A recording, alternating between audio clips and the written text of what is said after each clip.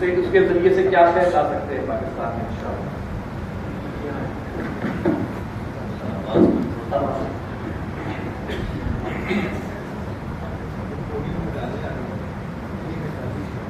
الحمدللہ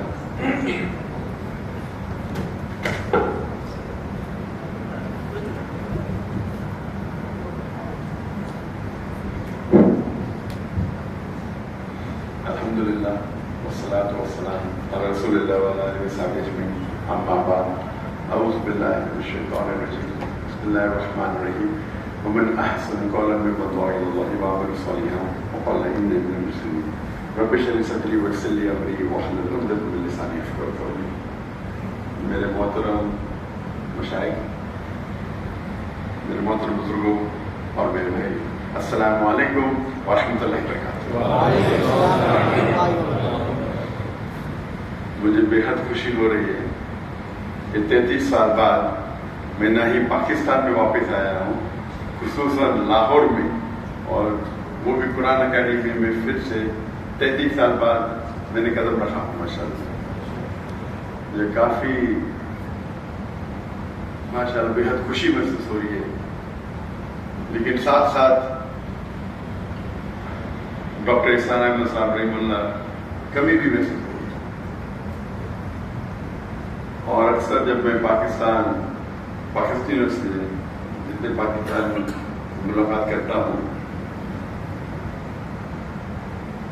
تو اکثر کہتے ہیں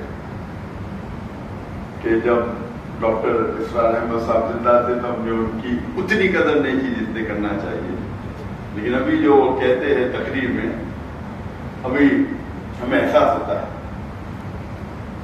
اور جیسے کہ آپ جانتے ہوں گے کہ میں شیخ احمد دیدار صاحب سے متاثر ہو کے میڈیکل کالج میں تھا، 1987 دسمبر میں ان سے ملاقات کی، اور تقریباً 3.5 سال بعد میں ڈاکٹر اسرار احمد صاحب سے ملاقات کی۔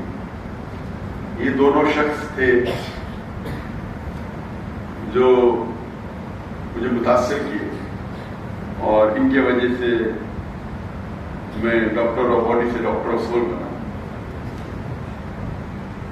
جسم کے ڈاکٹر سے روح کا ڈاکٹر۔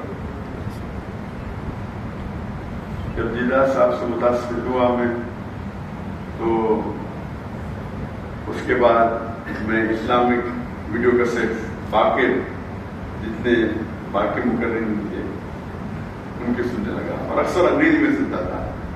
واحد اردو تقریر اگر سنتا تھا تو ڈاکٹر احسان احمد صاحب، کیونکہ مجھے شوق تھا ویڈیو کیسٹ کلیکٹ کرنے کا۔ تو جب میں امریکہ گیا تھا اور باقی دیگر ممالک، تو وہاں مجھے ڈاکٹر صاحب کی کیسٹ ملے، اور اس کے بعد اگر میں اردو میں میرے لحاظ سے ان کے علاوہ میں کسی اور کی ویڈیو کیسٹ نہیں دیکھا، میں تھوڑا چند منٹ ہو سکتا ہے۔ ڈاکٹر اسرار احمد صاحب کی اردو فصیح تھی، لیکن پھر بھی دل کو چھوتی تھی، اور میرا شوق رہا جب میں دیدار صاحب سے متاثر ہوا، ایک شوق تھا کہ جتنے بھی علماء ہیں ان سے ملاقات کرو۔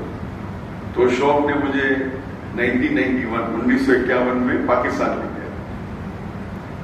اور 1991 میں قرآن اکیڈمی میں آیا اور ڈاکٹر اسرار احمد صاحب سے ملا، اور جب انہوں نے مجھے پوچھا بیٹا پاکستان کیوں آیا، تو میں نے کہا کہ یہاں اسلامک ادارے ہیں، آپ سے ملنے آیا اور اسلامک ادارے کو دیکھنے کے لیے۔ تو انہوں نے کہا پاکستان میں ادارے تو بہت ملیں گے لیکن اسلام نہیں ملے گا۔ اور الحمدللہ جو بھی متاثر ہوا ڈاکٹر اسرار احمد صاحب کی سادگی کے ساتھ، جو سمپلسٹی۔ تقریر کے پہلے کہنا چاہتا ہوں کہ آپ جانتے ہیں کہ میری تعلیم انگریزی میں ہوئی ہے، تو اور اردو پہ مہارت نہیں ہے، تو ظاہر ہے کہ اگر اس میں کچھ غلطیاں ہوں گی تو اسے آپ نظر بتا سکتے ہیں۔ اور خصوصاً آپ डॉक्टर इशराक साहब रहमतुल्लाह को सुनते हैं तो मेरी उर्दू तो एकदम ऑपोजिट, एक्सट्रीम।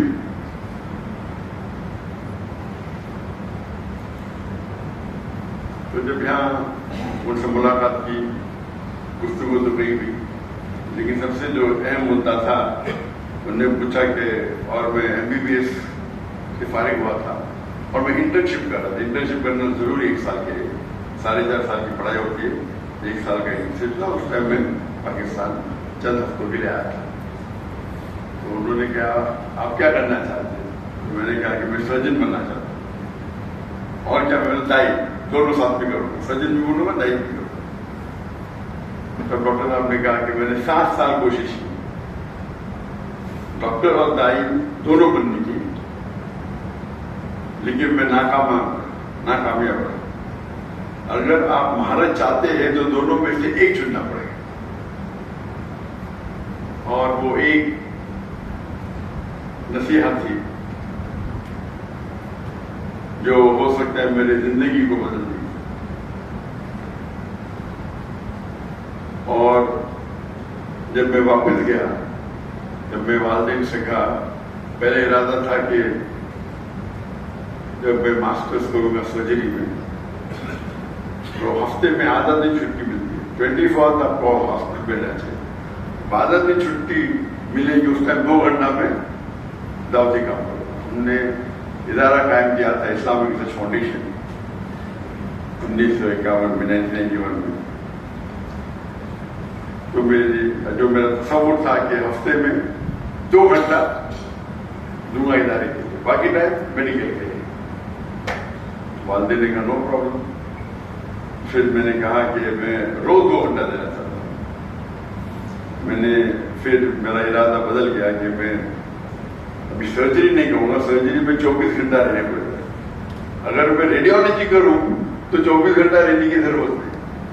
तो मेरा ध्यान तब्दील हो गया, रेडियोलॉजी करूंगा, उसके अंदर 24 घंटा हॉस्पिटल में रहने की जरूरत है। और मैंने कहा मेरे वालिदैन से, मेरे वालिद भी डॉक्टर थे, मेरे साहब भी डॉक्टर थे, रेडियोलॉजी करूंगा और फिर रोज 2 घंटा दावत की काम करूंगा। और देने वाला नो प्रॉब्लम, जैसे आपकी मर्जी।